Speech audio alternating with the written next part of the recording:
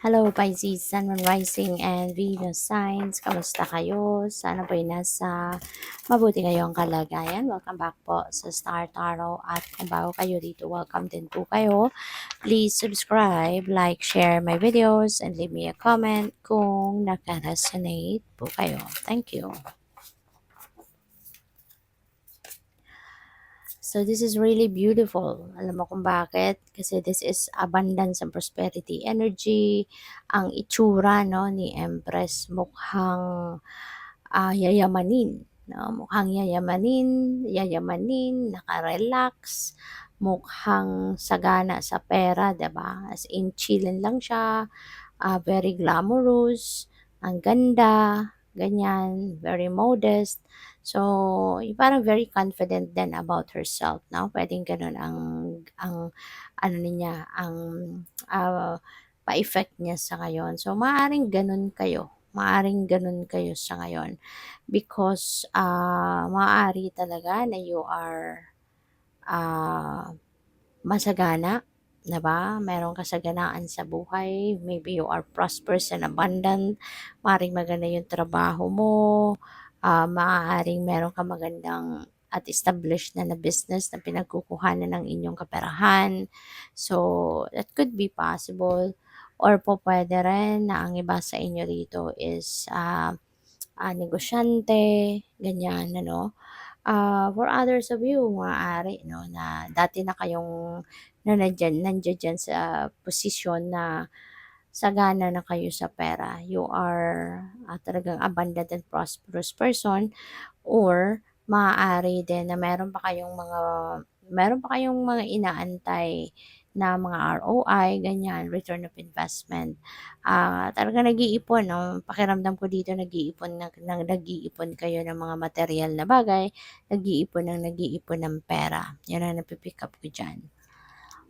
And there are also good news coming your way, and whatever news this is that could be related to opportunity na po pwedeng pagkakitaan ninyo, and you're going to be very excited about this. You know, parang mapapatalon ka talaga kapag nalaman mo na ang balitang ito, ang tip na 'to sa'yo, parang mapapatalon ka talaga sa iyong kinauupuan because you will be very excited about this. You will be very grateful na mayroon kang blessing na ganito. And this could be the time, no, na talagang mapapatalon ka sa tuwa kasi kung ano man ang opportunity na 'to na maaaring mababalitaan mo could be something na baka pangarap mo siya, 'di ba? Baka this is a dream come true para sa'yo, kaya talagang you will be feeling ecstatic, no? And excited about this. So, this is also about decision making.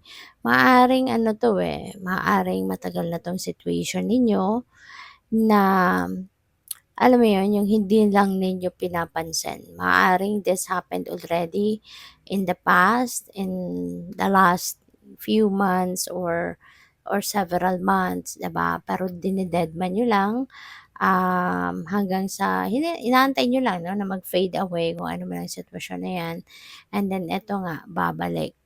You know? So, there could be like karmic cycle 'no, na nangyayari dito, sa buhay mo, and this time maybe magiging ano ka na, magigising ka na sa katotohanan na, "Teka lang, 'di ba, nangyari na 'to sa'kin dati pero ngayon eto na naman bumabalik." So, maaaring mapaisip ka na, 'no, na ano kaya ang meaning nito? Ano kaya ang dahilan bakit paulit-ulit, pabalik-balik ito sa buhay ko? So, maaari 'no, na mapag-isipan mo kung bakit, and maybe you will find out and you will realize na kung ano ang lesson na dapat mong matutunan from this. Maaaring ma-realize mo 'yan sa ngayon, and when that happens, you know, of course i-a-address mo na 'yan, matututunan mo na kung anong lesson, magiging aware ka na, and that's it. Hindi na 'yan at maa-address mo na 'yan, and that's it. Hindi na 'yan babalik sa buhay mo, okay. So, Maraming salamat for subscribing, and if you haven't subscribed yet, subscribe na kayo. And also maraming salamat din for not skipping the ads. Malaking bagay yan sa akin. And also, please click the join button sa baba ng video kung gusto ninyo na mag-join sa membership. Okay? Salamat. So we have Gemini, Libra, and Aquarius. Okay? So maybe you're going to be dealing with this people. Pwedeng lahat sila or pwedeng isa sa kanila ang maaaring makakadeal with mo around this time. No? Or pwede rin na meron kayong mga placements na yan sa iyong chart. Kaya meron kang message na ganyan. So, maaari din ang iba sa inyo dito malungkot. Maybe you are sad about something. Maybe meron kang pinagsisisihan. Maybe you are regretting about something. You're feeling guilty. So, this could be in any area of life. Pwedeng related ito sa pamilya. Maaaring related ito sa relationship o puwedeng related sa trabaho. So, depende sa inyong sitwasyon but maybe you are feeling this one, no, na meron kang pinagsisisihan. But remember, no, na 'wag mo nang pagsisihan kung ano man yung kunyari hindi mo nagawa or hindi mo ginawa or nagsisisi ka na ginawa mo, 'di ba? Kasi nakalipas na 'yun, eh, tapos na 'yun, it's behind you and kahit magsisi ka pa, kahit umiyak ka pa ng balde-balde, it's not going to come back anymore. Wala ka ng hindi mo na mababago 'yun kasi it happened already, tapos na 'yun. So what you can do is to think of what you can do para makabawi, no, sa mga susunod mong gagawin. Kasi yung tapos na, wala ka na magagawa dun, 'di ba? It's behind you already. So you have no power over that anymore. But ngayon, pwede mo pang mabago ang outcome nito, 'di ba? Kaya think of what you can do right now para makabawi ka, no? Na kung ano man yung mga bagay na hindi mo ginawa dati na pinagsisisihan mo na sana ginawa mo, then sige focus ka sa kung anong nangyayari sa buhay mo sa ngayon at baka puwede kang may magawa para na mas ma-improve mo ang inyong sitwasyon sa ngayon, ang inyong kalagayan at hindi na mangyaring muli ang kung ano man yung mga pinagsisisihan mo in the past, okay?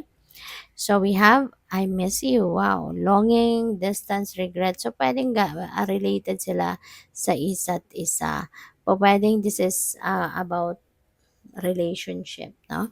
Baka baka nagsisisi ka na baka pinaalis mo, baka nakipaghiwalay ka dito sa taong ito, no? And then when he's gone, maaari no na tsaka ka nagsisisi kasi nami-miss mo siya.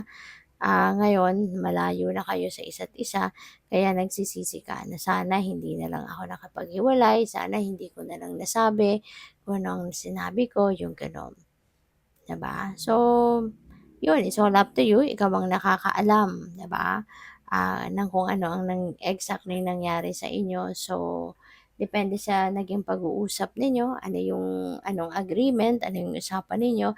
So, pag-isipan mong mabuti, evaluate yourself. Kasi sometimes kapag naghiwalay na din 'no, yung mag-jowa, 'pag wala na ang isa't isa sa arms ng bawat isa, kapag nagkahiwalay na, tsaka mo nare-realize, 'di ba, yung halaga ng tao sa buhay mo or tsaka mo nare-realize yung may mga bagay na napaghihinayangan ka, katulad na lamang ng samahan ninyo, pinagsamahan ninyo, or yung kabaitan ng taong yon, yung pagmamahal niya sa'yo, dun mo na mare-realize kapag wala na, eh, 'di ba, kadalasan, kapag wala na siya sa buhay mo. So, ngayon, depende sa usapan ninyo, baka hindi naman 'to break up talaga, 'di ba? Or hindi pa naman siguro kayo divorced or hindi pa kayo annulled. So, tingnan ninyo, 'no? Depende 'yan sa inyong sitwasyon, eh. So, tignan ninyo kung ano pa ang puwede ninyong gawin. Baka mamaya puwede pa kayong magkabalikan or pupuwedeng ikaw yung magso-sorry, ikaw magre-reach out. So, yun depende yan sa inyong sitwasyon. So, good luck. Thank you for watching. Love and light. Namaste.